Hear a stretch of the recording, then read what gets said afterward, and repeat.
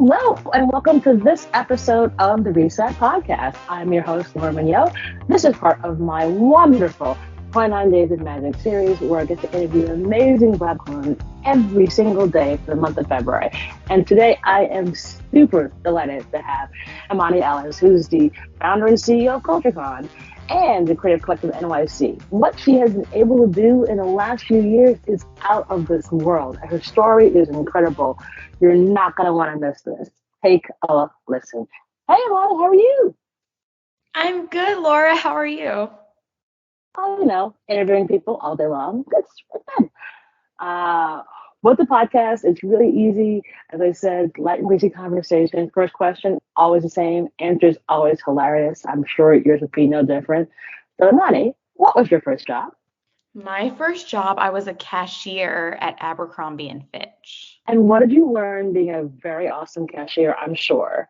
I really learned how to work well under pressure, and how to be a problem solver and just like action oriented. So people would come in with all types. They ordered it offline. They wanted to do a return in person. They wanted to then buy this shirt.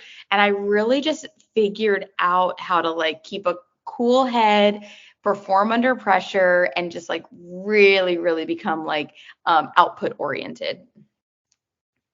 That seems like that would be really helpful in your current universe. I feel like, again, every time folks give their job, they list out as their first one, it always correlates to what they do now. So working under pressure, working with all different types of people in different situations, I feel like in the world that you work in, that comes in pretty handy, doesn't it? It absolutely does. I work with all types of people. Now, being in a full-time CEO position, I'm in the business of people. I absolutely am working to kind of problem solve, and encourage and collaborate with our employees and our clients. Awesome. So you went from working in the cashier register at Abercrombie to where you are now. So what was that career journey like in between? Yeah, I really wanted to work in television. Abercrombie was a great first job, just to learn about working. But when it came to like career and purpose, I wanted to live in New York City and I wanted to work in entertainment. So I actually worked at NBC Universal for 10 years in the communications department. Started out as an NBC page, giving tours Oh, and grabbing coffee and learning about different departments at an entry level position, and left 10 years later as vice president of my department and communications, doing crisis PR and strategic PR, for a lot of our shows. And I really am so thankful for that decade of experience. I feel like I was in my dream job. Absolutely. I love how you just like kind of glossed over the fact that you were at NBC, started as a page, and ended off as a VP. I think you can tip your cap. Like that's pretty dope, my darling. Thank you. So how does one go from being a page to actually getting a full-time job for real within the universe of NBC? For me, it was really always being curious. And so I went to an informational, they host a ton of different informational sessions for Page. They're not mandatory, but I was always like, who am I to not go to every single one of these? Like, I really just want to learn and be a sponge at this company. And so I went to an informational hosted by the HR team. And at the end of the informational, they said, we're looking to hire someone to work at Bravo, a coordinator position. And my eyes just lit up. I love Bravo, love Andy Same. Cohen. Yes, Oh my addicted to God. Below Deck. And so I was About Well Done, Zach. We'll talk about that one. yes, I know. And so, I think it's so much about being curious and really wanting to learn. I raised my hand to interview for that position. And the next day I had 6 interviews and I got the role. I Oh couldn't my believe it. gosh. Yeah. Oh my gosh. Okay. I'm obsessed with Bravo. And I am a housewife stan. And every time BravoCon comes to New York, I am out of town. because I want to like go meet my housewives, namely Atlanta and Potomac, because duh. But I'm sure that you probably learned a tremendous amount from that. What do you think was one of those challenges you had along the way in your career where you're like, there's no way I'm going to figure this out, and then you did? Ooh, gosh, I had a lot of those, like a lot of those. I look back at them and I'm like, wow, what a time. But I would say one of the things that I really remember distinctly was I was a publicist at the time, booking like national tours on a ton of different national broadcasts. And there is, a real science to booking a ton of things at one time, especially when some are pre-taped and some are live, and you're trying to be very cognizant of what's coming out when. And I remember distinctly being super junior and I remember I was in LA booking all this press, and I got a call from a reporter, and at the same time as I'm trying to talk to this reporter, I'm also booking all of this press, and I think I got one of my days mixed up. I booked something that should have been a day earlier, and life went on. But then when it was time for the booking to happen, I, realized, oh my gosh, I told them the 15th, I meant the 16th. And again, in hindsight, that sounds so small, but what it meant was having to go back to the bookers, beg them to give me another date, them having to kick someone else out of their seat. And so I think what it really just showed me was just the attention to detail. And like, when you're a publicist, everything you do has such magnitude. So if you get sent your talent's name and you don't look over the name, you just say, okay, and their name is misspelled on the Today Show, that's kind of on you, and so it doesn't just it's not just wrong on that one show. Everywhere that show gets picked up, now your talent's name is spelled wrong. So the attention to detail is like something that I'll never forget. I always cross my T's and dot my I's. Oh, wow. Damn. Super important. It's absolutely necessary. And you made it through. You did make it through. And you made it through in spades, because there's this amazing, unbelievable, soul-stirring conference called CultureCon. And you are the wonderful genius behind it. And I want to hear the origin story. Oh my goodness. I love this origin story because it was a mistake. Most things are. Yeah, most things are. It was scratching an itch, and it turns out a lot of people had a similar qualm with the status quo, because I really was just looking for community and a place that wasn't transactional, where I could show up as like my full self and not just as my job title. And so I invited 10 folks over to my apartment, and the only rule was that they had to bring someone they could vouch for, because it was my apartment, wanted it to be a safe space. And so we had 20 people in my living room, which turned into 40 people. And now we have a community of over 100,000 people. And CultureCon is our biggest kind of love letter to our community. It is a conference that has all of these different ways you can interact with your community, from workshops to networking events to larger than life activations and kickoff parties. We like to say it's a creative homecoming, if you will. Awesome. And you all have just grown and grown. So now you're in multiple cities. What's that been like scaling? Scary, terrifying, amazing, I'm sure. It's been definitely an experience that I feel like it's like business school, except for IRL, because what you're really learning is how to delegate and how to create processes. A lot of the beginning were things that were in my mind, and you start to realize very quickly that in order to go from 200 people to 2,000 people, you're going to need a really strong team. It's not in your mind that's going to take it across the finish line. And so for us, I was fortunate enough to work with a ton of my friends, and now we're able to really create standard operating process, delegation opportunities, and work with different partners so that we can all like work in our zone of genius. That's fantastic. What's been the thing that you've been the most proud of coming out of building the community as well as the conference?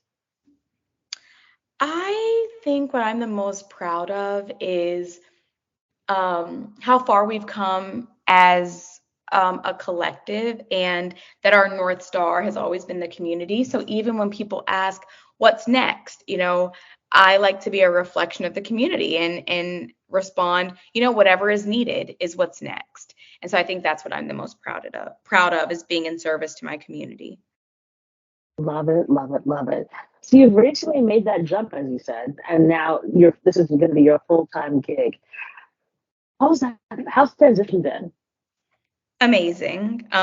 Because I think I didn't rush it. I think the beautiful thing about life and timing is that when you really are walking in your purpose, there's not a lot of regret there. And so I've really learned that two things can be true, that NBC was my dream job. I had my dream boss. I loved it. But that there was a purpose that was pulling me forward. And I love that too. And so I think because I really gave NBC my all. I gave them a third of my life and was happy to do it. I think that in this new chapter, I'm able to say, wow, like think about all the things that I'm bringing with me from my former chapter, and how prepared it's made me for this new chapter that I'm in now. Amazing. And I'm sure you're like, okay, now I get to be the only boss. There's nobody else. Like ultimately it's you who decides where everything goes. And that's got to feel super empowering. I wish, I don't know if I ultimately, I guess I do I don't know if I ultimately decide. I actually feel like, I really do feel like being a founder really feels a lot more, it feels a lot more like osmosis than I thought that it would. Meaning like so much of my day is in service to my team. So they're kind of like my new bosses in a way, because like, yeah, you know what I mean? Like, I feel like what's going on? What does everybody need is my exactly. New, like, yeah. Versus I think the traditional way I thought of it, which is like, decision. I feel like a lot of my day is reactive, which I kind of find really fun because it's like, okay, what is today going to bring? Yeah, it very much is. I think that's probably the biggest transition when you're in entrepreneurship, because you think, oh, I can plan my entire week and like these are the things I'm going to be doing every single day and it'll be totally predictable. It's like, that's not. It's like you are in this constant state of reaction of like, okay, what does the team need? What is on fire? What just needs a little bit of tending? And what should be something I pay attention to now, so it doesn't get to be something bigger later on.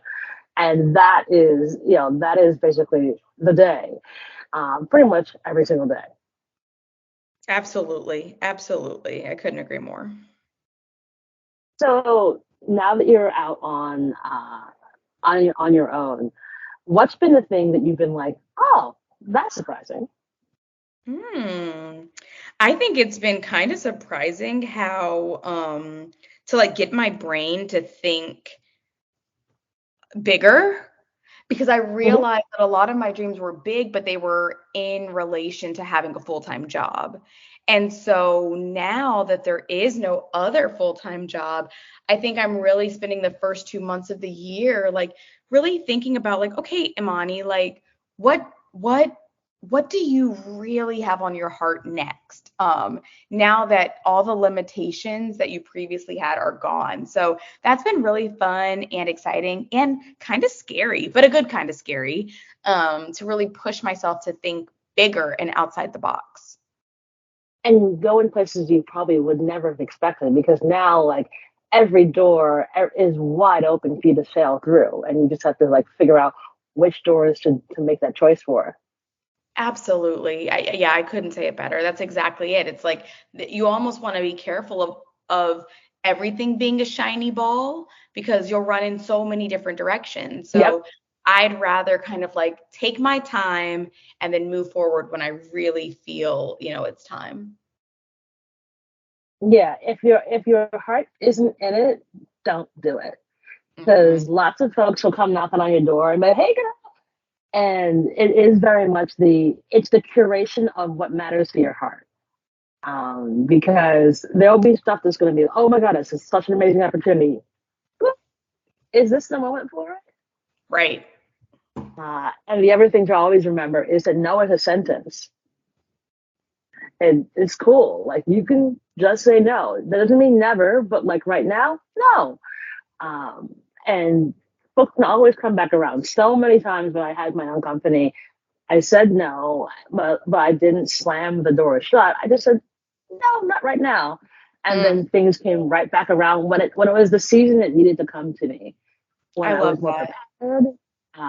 Yeah, that's something to definitely keep in mind. And I say that to a lot of my friends who are entrepreneurs who are making that step, going from corporate to this side of the house, having done it for over a decade. Like when it's the right thing for you, you'll know it in your heart immediately. And if it feels a little bit off, don't do it, girl. Don't do it. Don't do it. So thinking back to all of like what you've been able to do like the past 10 years, what do you think you tell 18-year-old Imani?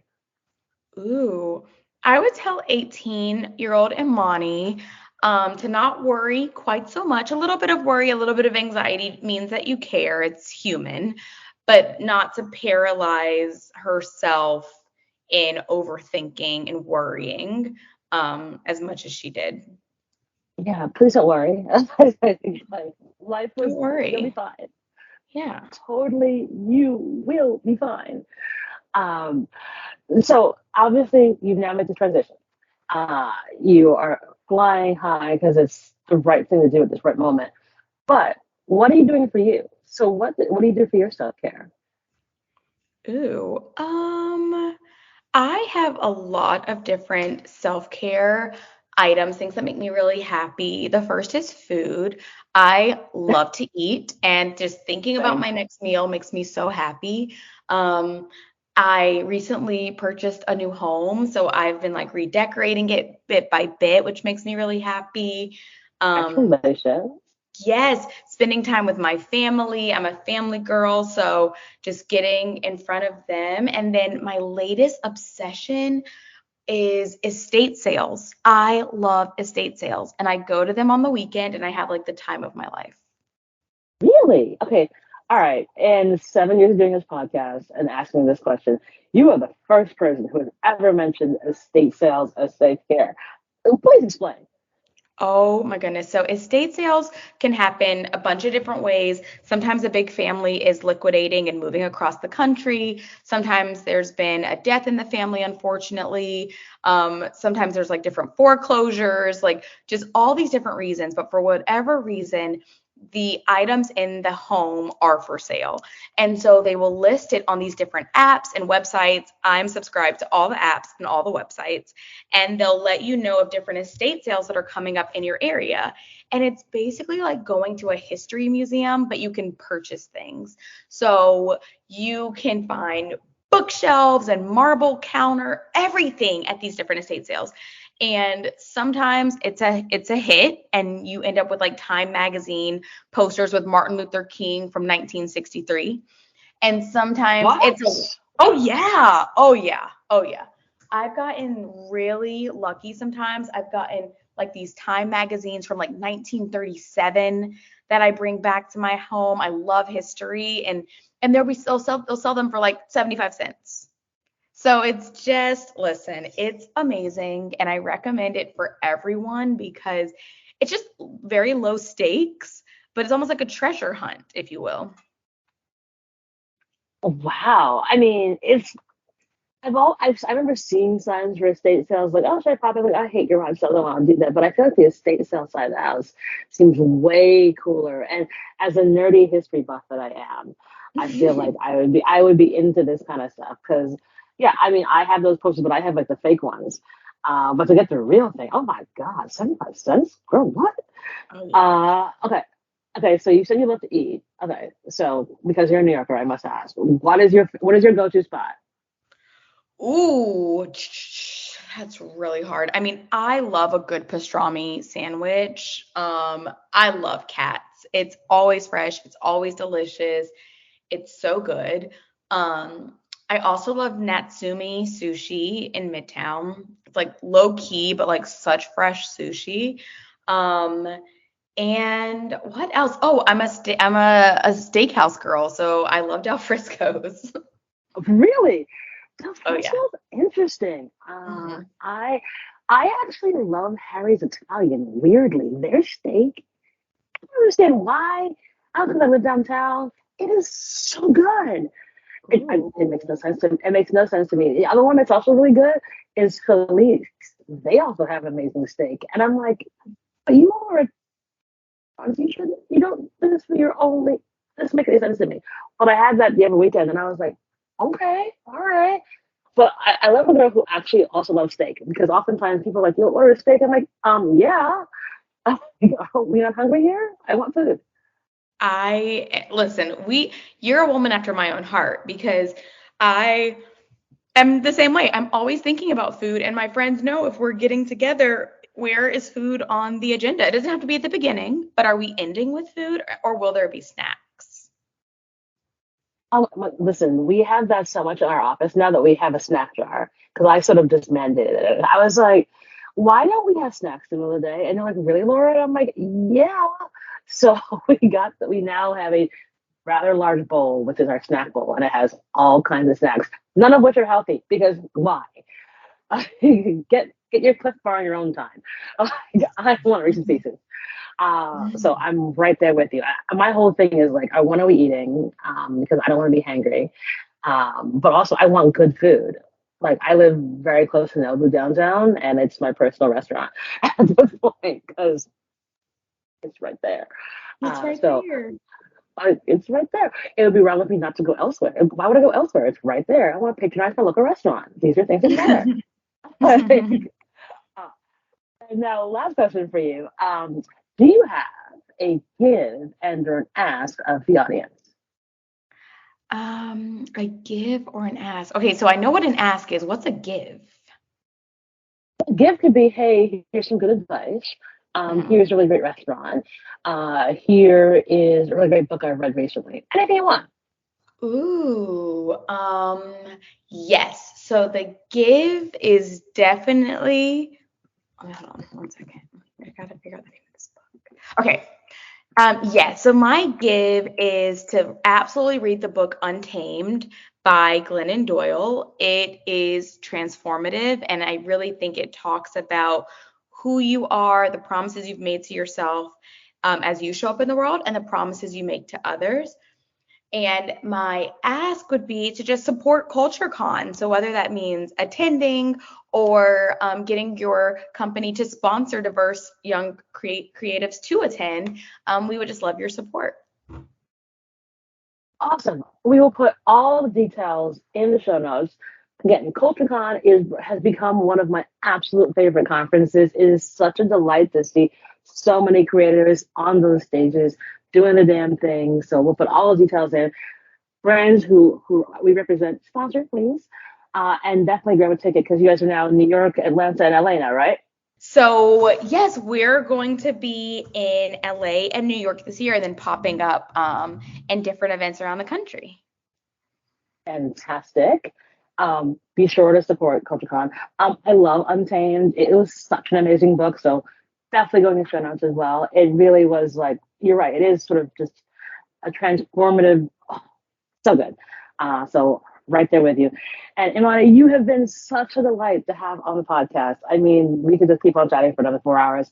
And I'm so proud of everything that you've been able to accomplish. It is always so wonderful to see folks just shine and do what they're doing out there. So thank you so much for being part of 29 Days of Magic. Oh my gosh, thank you so much for having me, Laura. Thank you. Awesome. And that is our show.